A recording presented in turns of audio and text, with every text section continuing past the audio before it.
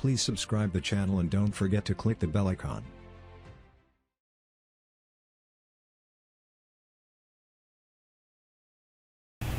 बिस्मिल्लाहिर्रहमानिर्रहीम।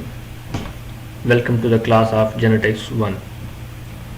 तो पिछली क्लास में हमने पढ़ा था कि किस तरह से जो हमें 3 पॉइंट टेस्ट क्लास में जो डेटा दिया जाता है टेबल में, हमने किस तरह उसको इंटरप्रेट करना है, किस तरह हमने उसको अरेंज करना है और किस तरह उस डेटा की बेस के ऊपर फर्दर फिर हमने जो है वो कैलकुलेशंस करनी है। जैसा कि मैप डिस्टेंस की कैलकुलेशन है, आगे हमारे पास कोफिशिएंट ऑफ इंटरफेरेंस आएगा।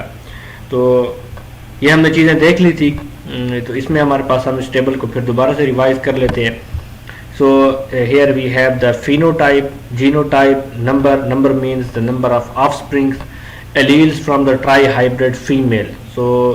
तो हम इसको यहाँ पे सिर्फ फीमेल को क्यों मेंशन कर रहे हैं? यहाँ पे अगर आप देखें तो we have made the test class. तो टेस्ट क्लास में मैंने आपको बताया था कि हम सिर्फ एक ही पेरेंट को देखते हैं, जबकि दूसरे पेरेंट के चूंकि सारे के सारे गमीट्स एक तरह के होते हैं तो हम सिर्फ उस पेरेंट को देखते हैं, बाकी को नहीं देखते। तो यहाँ पे हमारे पास रिकम्बिनेशन हैं कि रिकम्बिनेशन कौन कौन से दो एलील्स के दरमियान में हो रही है, और ये चीज़ें हमें कहाँ से पता चलती हैं? वो हमें यहाँ से पता चलती हैं। और यहाँ से कि हमारे पास फिनोटाइप कौन सी आ रही है, उसी की बेस के ऊपर में पता चलता है कि रिकम्बिनेशन कौन से दो एलील्स के दरमियान में हुई है। तो यहाँ पे आपके पास जो ये हम पहले बात कर चुके हैं, लेकिन इसको for the sake of revision we have the parental combination wild type. ये हमारे पास देखें वाइल्ड टाइप है BPRC, और यहाँ पे हमारे पास है ब्लैक पर्पल कर्व। तो ये दोनों वाइल्ड टाइप हैं। इन दोनों के आपको नंबर से ही पता चल जाता है कि ये वाइल्ड टाइप है। और ये जो आपके पास बाकी 4 क्लासेस आपको नजर आ रही हैं, पर्पल कर्व्ड, ब्लैक कर्व्ड और ब्लैक पर्पल, ये 4 जो फिनोटिपिक क्लासेस हैं, these 4 are result of the single crossover. तो मैंने आपको बताया था कि जिन दो का नंबर आपको सेम नजर आता है और जिनमें आपके पास जो म्यूटेंट रिसेसिव एलील है, रिसेसिव फिनोटाइप है, वो एक दफ़ा रिपीट होगी, तो ऐसी दो क्लासेस रेसिप्रोकल क्लासेस होंगी, मतलब वो दोनों एक दूसरे के अपोजिट होंगी और उनका नंबर भी सेम आएगा तकरीबन। तो वो आपने उन दोनों को अरेंज करना है। तो यहाँ पे 388, 367 ये रेसिप्रोकल क्लासेस हैं, पर्पल कर्व्ड है और ब्लैक है। इसमें ब्लैक नहीं आ रहा और यहाँ पे पर्पल कर्व नहीं आ रहा है, तो मतलब क्या है कि ये एक दूसरे के रेसिप्रोकल है। इसी तरह यहाँ पे कर्व्ड है लेकिन ब्लैक पर्पल नहीं है, और इसी तरह यहाँ पे कर्व नहीं है और ब्लैक पर्पल मौजूद है, तो ये दोनों एक दूसरे के रेसिप्रोकल क्लासेस हैं। तो ये यहाँ पे आ गए दोनों, और नंबर भी दोनों का सेम है। यहाँ पे हमारे पास पर्पल और ब्लैक कर्व, तो सबसे इंपॉर्टेंट जो है वो हमारे पास वो यही होता है कि this is because of the result of A double crossover. तो याद रखें, जो हमारे पास 3 पॉइंट टेस्ट क्लास होता है, 3 पॉइंट टेस्ट क्लास में हमारे पास डबल क्रॉसओवर की बहुत ज्यादा इंपॉर्टेंस है। और ये भी याद रखें कि जो सबसे लोएस्ट नंबर होगा वो हमेशा हमारे पास डबल क्रॉसओवर का ही होता है, क्योंकि वो that is because of the result of A 2 independent crossovers. तो ये हम इसको फर्दर भी आगे देखते हैं, और ये हमारे पास आगे उसकी कैलकुलेशन है, हम इसको फर्दर डिटेल में देखेंगे। तो सबसे पहले हम क्या करते हैं, अब जीन ऑर्डर की तरफ आते हैं कि जीन ऑर्डर क्या होगा। चूंकि हमारे पास 3 एलील्स हैं, B है, PR है और C है, तो उसमें हमारे पास जीन ऑर्डर कौन सा होगा? So we assume that the PR gene is the middle of the 3 however. तो हम क्या करते हैं कि हम अज्यूम करते हैं, तो याद रखें हमने तीनों अजम्पशंस लेनी होती है। क्योंकि हमारे पास एलील्स 3 है तो हम इन तीनों को लेते हैं कि B मिडल में है, PR मिडल में है या C मिडल में है। तो उसी की बेस के ऊपर हम देखते हैं कि कौन सी जीन कौन सा ऑर्डर, और ये हमें कैसे पता चलता है? We get it from the results. हमें फिनोटिपिक क्लासेस से पता चलता है कि कौन सी दो फिनोटिपिक क्लासेस किस जीन ऑर्डर की बेस के ऊपर आ रही हैं, तो उसी के ऊपर ही हम देखते हैं। Of the 4 pairs of reciprocal phenotypic classes, 1 pair has the highest. ये हमारे पास हो गया हाईएस्ट पेयर जो है ये पेरेंटल हो गया। तो ये हमारे पास जो हाईएस्ट पेयर है ये पेरेंटल हो गया। इसी तरह जो लोएस्ट पेयर है ये हमारे पास डबल क्रॉसओवर का है, यहाँ पे हमने मेंशन उसको नहीं किया। The pair with the highest frequency is always the parental group. तो ये हमारे पास जो हाईएस्ट है ये पेरेंटल ग्रुप होता है, which reveals the linkage arrangement. In this case all recessive alleles are linked on 1 parental chromosome and all 3 dominant alleles are linked on the other parental chromosome. So this particular statement is for the parental. तो parental का हमारे यहाँ पे हमारा ज्यादा लेना देना नहीं है, इसके साथ हमारा ज्यादा ताल्लुक नहीं है। हम आगे क्रॉसओवर्स की तरफ आते हैं। The pair with the lowest frequency is always the double recombinant group. So remember, this is very important. जो हमारे पास सबसे कम नंबर ऑफ ऑफस्प्रिंग वाला होगा वो क्या होगा, वो डबल रिकम्बिनेंट ग्रुप होगा। The double recombinant group represent the class that contains one crossover between the first pair of genes and one crossover between the second pair of genes. चूंकि हमारे पास यहाँ पे 3 जीन्स हैं, B, PR और C, ये हमारे पास 3 है। तो इसमें क्या होता है कि हमारे पास 2 रिकम्बिनेशन इवेंट होते हैं। क्या होता है कि B और PR के दरमियान भी रिकम्बिनेशन होती है, इसी तरह PR और C के दरमियान भी रिकम्बिनेशन होती है। तो यहाँ पे हमारे पास 2 क्रॉसओवर होते हैं, एक B और PR के दरमियान होता है और दूसरा PR और C के दरमियान होता है। तो याद रखें, इसीलिए हम इसको क्या कहते हैं, this is because of the result of the double crossover. So here we have the possible results of the rearrangement. तो हमने मालूम करना है जीन ऑर्डर। तो जीन ऑर्डर हमें कैसे मालूम होगा, वो हमें ऐसे मालूम होगा कि हमने पहले देखना है कि पॉसिबिलिटीज कौन कौन सी हैं। हमारे पास जो पहली है उसमें हमने PR को मिडल में रखा है, B स्टार्ट में, C एंड के ऊपर। दूसरी पॉसिबिलिटी में हमने C को मिडल में रखा है, B स्टार्ट में और PR एंड के ऊपर। और थर्ड में हमने क्या किया, C को स्टार्ट में रखा, B दरमियान में आ गया और PR जो है वो मिडल में आ गया। तो ये तीनों पॉसिबिलिटीज हो सकती हैं, या तो B स्टार्ट में है, या तो PR मिडल में है, या C मिडल में है, या B मिडल में है। तो ये तीनों, जब आपने इसकी जीन ऑर्डर मालूम करना है तो आपने तीनों को 1 बाय 1 मिडल में रखना है और फिर उसका रिकम्बिनेशन का इवेंट देखना है और फिर उसका एक्सपेक्टेड रिजल्ट देखना है। यहाँ पे हमने इन तीनों को अरेंज कर लिया तो ये दोनों क्रोमोसोम तो वैसे ही आएंगे। फर्क कहाँ पे आएगा या जो रिजल्ट कहाँ पे आएगा, वो मिडल वाले रीअरेंजमेंट की वजह से आएगा। तो यहाँ पे भी आप देख सकते हैं कि यहाँ पे 2 रिकम्बिनेशन इवेंट हो रहे हैं, एक B और PR के दरमियान में हो रहा है और दूसरा PR और C के दरमियान में हो रहा है।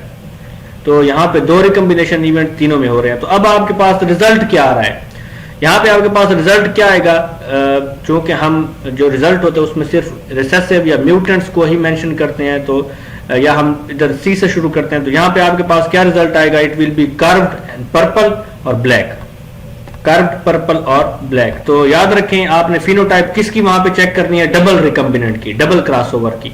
उसके बाद उसकी जो फिनोटाइप है वो आपके पास कौन सी आ रही है। तो यहाँ पे आपके पास आ रहा है कर्व्ड पर्पल और ब्लैक। तो ये तो हमारे पास फिनोटाइप मौजूद नहीं है, हमारे पास ये फिनोटाइप डबल क्रॉसओवर की नहीं है। यहाँ पे हम देखते हैं, यहाँ पे हमारे पास क्या है, ब्लैक है, पर्पल है और कर्व्ड है, ब्लैक पर्पल और कर्व्ड। ये भी हमारे पास नहीं है। हमारे पास जो ए वाली है इसमें हमारे पास क्या है, ब्लैक कर्व्ड और पर्पल। ये हमारे पास फिनोटाइप जो है, अगर हम इन तीनों को कॉरेस्पॉन्ड करें तो हमारे पास जो फिनोटाइप आ रही है वो कौन सी है टेबल में, अगर आप यहाँ पे देखें पर्पल है और ब्लैक और कर्व्ड है। तो इसी को ही हम देखते हैं कि पर्पल और ब्लैक कर्व्ड हमारे पास कौन सी फिनोटाइप में आ रहा है, पर्पल और ब्लैक कर्व। तो फर्स्ट वाले जो हमारे पास जीन ऑर्डर है, इसका मतलब है ये जीन ऑर्डर ठीक है। तो मैंने आपको बता दिया किस तरह आपने चेक करना है। आपने इन तीनों की अरेंजमेंट इस तरह कर देनी है कि हर एक एलील को आपने 1 बाय 1 मिडल में रखना है, फिर उसका रिकम्बिनेशन इवेंट देखना है और फिर उसमें आपने देखना है कि रिजल्ट क्या आ रहा है। यहाँ पे ब्लैक वाली जीन है और कर्व्ड वाली है, और ये आपके पास ये दोनों जो क्रोमोसोम जिस तरफ जाएंगे तो ब्लैक कर्व्ड हो जाएगा और इधर पर्पल जो है वो एक तरफ चला जाएगा। तो ये फिनोटाइप है। दूसरी फिनोटाइप आपके पास ब्लैक पर्पल और कर्व्ड आएगी, ब्लैक पर्पल एक तरफ जाएंगे और कर्व्ड दूसरी तरफ। और तीसरा हमारे पास आ रही है कर्व्ड है, पर्पल है और ब्लैक है। तो अब आपने क्या करना है, इन तीनों को कॉरेस्पॉन्ड करना है डबल क्रॉसओवर वाले फिनोटाइप के साथ कि उनमें आपके पास फिनोटाइप्स कौन सी आ रही हैं।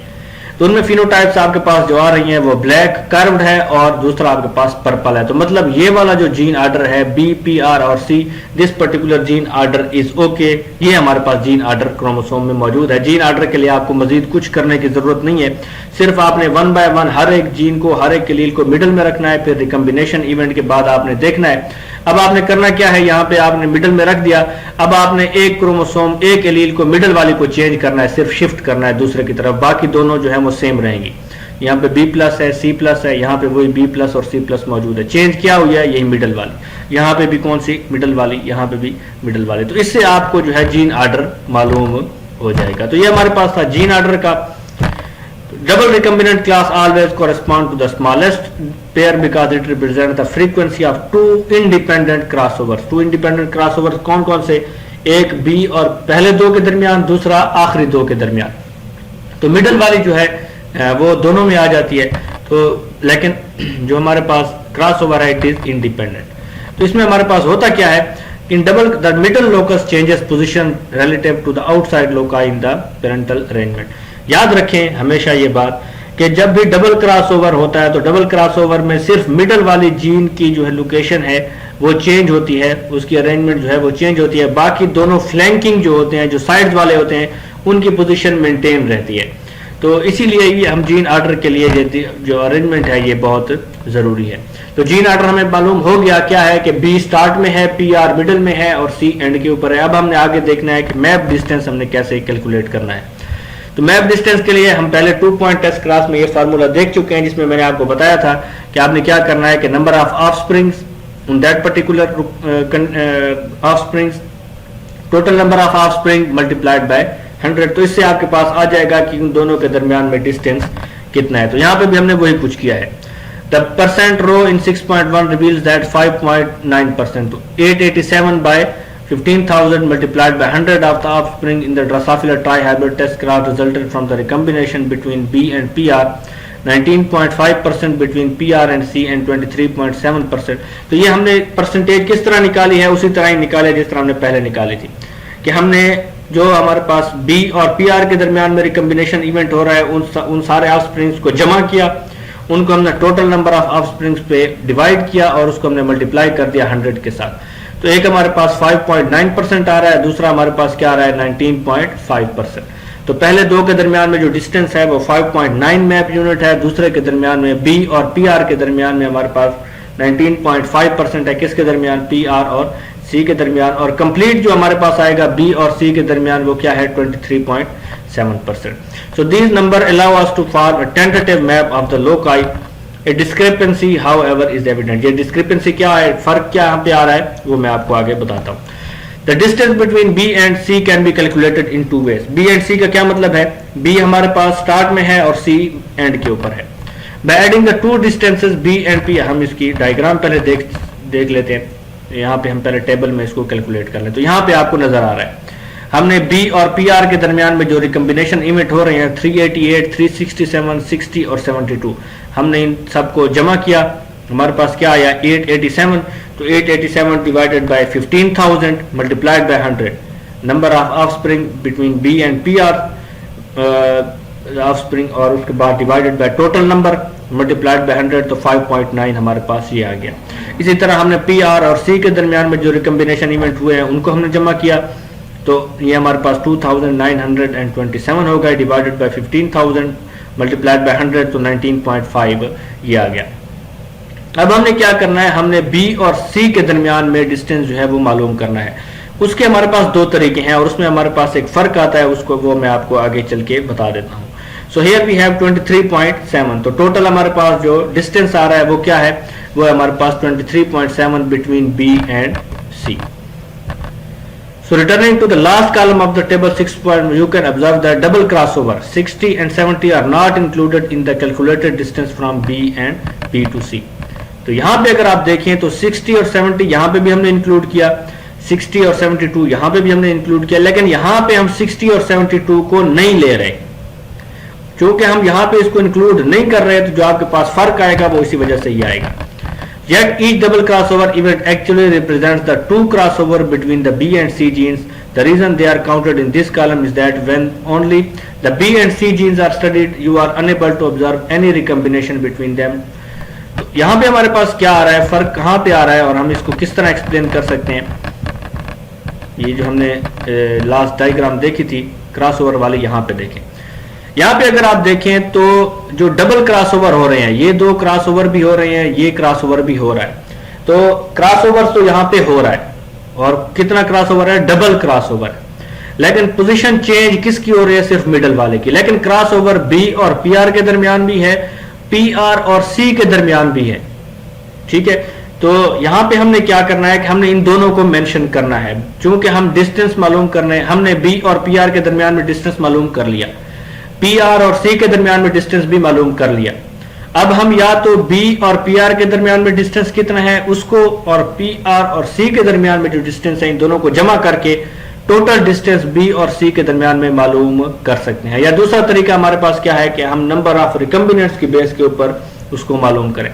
तो हमारे पास क्या होता है कि इन दोनों तरीकों में हमारे पास मैप यूनिट्स का फर्क आता है, और वो किस लिए आता है कि यहां पे अगर आप देखें तो क्रॉसओवर जो है, नंबर ऑफ क्रॉसओवर बी और पी आर के दरमियान भी हो रहा है, पी आर और सी के दरमियान में भी हो रहा है। तो हम इन दोनों को क्रॉसओवर को डबल क्रॉसओवर लेते हैं। तो चूंकि हमने इसको बी आर और सी में ऐड नहीं किया, यहां पे अगर आप देखें तो आपके पास जो टेबल आ रहा है उसमें हमने बी और सी के दरमियान में इन दोनों को ऐड नहीं किया।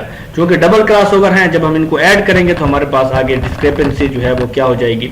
If we took 3550 recombinants between B and C, ये जो हमारे पास टेबल में आ रहे थे, added in twice the total number of the double recombinants namely 264, तो अगर हम उनको जमा करें डबल करके तो हमारे पास टोटल नंबर कितना आता है 3814। तो अब हम जब इसको क्या करते हैं, डिवाइड करते हैं 3818 को डिवाइडेड बाय 15000, तो हमारे पास क्या आता है, वी गेट 5.4 मैप यूनिट। तो यहाँ पे आपके पास एक फर्क आ रहा होता है एक डायग्राम में, वो हम आपको बता देते हैं। ये जो हमारे पास है, सो हियर वी हैव, ये आपके पास एक मैप यूनिट बन जाता है। इसमें आपके पास बी और पी आर के दरमियान में जो डिस्टेंस है वो 5.9 मैप यूनिट है। इसी तरह पी आर और सी के दरमियान में जो डिस्टेंस है वो क्या है, दैट इज 19.5 मैप यूनिट। ये हमने पहले कैलकुलेट कर लिया है। अब हमने क्या करना है, हमने बी और सी के दरमियान में डिस्टेंस मालूम करना है। तो इसके दो तरीके हैं। एक तरीका तो ये है कि हम 5.9 प्लस 19.5 जब इनको जमा करते हैं तो हमारे पास कितना आता है, we will get how many, we will get 25.4। जबकि अगर हम इसको रिकम्बिनेंट्स की बेस के ऊपर कैलकुलेट करते हैं तो हमारे पास कितना आता है 23.7। तो इसमें ये 1.7 मैप यूनिट का जो फर्क आ रहा है, हम इसी की ही बात कर रहे हैं कि ये क्यों आ रहा है। तो वो मैंने आपको बताया कि चूंकि एंड के ऊपर जो हमारे पास टेबल है उसमें हमने क्या किया, हमने इनको ऐड नहीं किया। ये हमारे पास जो डबल रिकम्बिनेंट्स के क्रॉसओवर्स हैं 60 और 72 वाले, जब हम इनको ट्वाइसली ऐड करते हैं तो हमारे पास 264 को हमने ऐड कर दिया 3550 में, तो फिर हमारे पास नंबर एक्चुअल क्या आ जाएगा इस टेबल में। यहाँ पे अगर आप देखें वी हैव 3550, इनको हमने फिर दोबारा जमा करके 264 यहाँ पे भी हमने ले आए। तो अब ये हमारे पास 3550 की बजाय ये हमारे पास क्या हो जाएगा, इट विल नाउ बिकम 264, उसमें हमने प्लस कर दिया तो इट विल बी 3814। अब जब हम इसको कैलकुलेट करते हैं तो it is exactly the same, कौन सा 25.4 मैप यूनिट। तो इस चीज का आपने बहुत ख्याल करना है कि जो हमारे पास डबल क्रॉसओवर्स होते हैं वो हमारे पास तीनों में आ रहे होते हैं, और हमने उसको तीनों में ही कैलकुलेट करना होता है क्योंकि वो तीनों में ही क्रॉसओवर्स के रिकम्बिनेंट्स के हमारे पास आ रहे हैं। तो अगर आप उसको सिर्फ क्रॉसओवर्स को उसमें एंड के ऊपर कैलकुलेट नहीं करेंगे तो आपके पास दोनों में फर्क आ रहा होगा, और वो फर्क आपने फिर किस तरह चेंज करना है वो मैंने आपको बता दिया। Tentative map of the black, purple and curved chromosome in Drosophila is represented here. The top map distance is calculated by summing the distances between adjacent pairs. The lower map distance is based on the 2-point cross data between B and C. तो आपको यहाँ पे दोनों दिए हुए हैं, मतलब हम इसको जो हमारे पास है कैलकुलेटेड भी है, मतलब बी और समेटिव भी है, मतलब बी और पी आर और सी के दरमियान में जो डिस्टेंस है इसको जमा करके जो डिस्टेंस आ रहा है वो भी हमने मेंशन कर दिया, और कैलकुलेशन की बेस के ऊपर जो आता है 23.7। तो एक्चुअल जो हमारे पास डिस्टेंस है वो ये 25.4 मैप यूनिट ही है, याद रखें। तो वो हमने चूंकि इसको क्रॉसओवर्स को अब उसमें ऐड कर दिया है तो एक्चुअल हमारे पास मैप यूनिट कितना आएगा, it will be 25.4 map unit. तो ये तो हमारा था जीन ऑर्डर हमने कैसे मालूम करना है और हमने क्या करना है, इसको आगे जीन को क्रोमोसोम के ऊपर फिर हमने फर्दर किस तरह उसके मैप डिस्टेंस जो है वो मालूम करना है।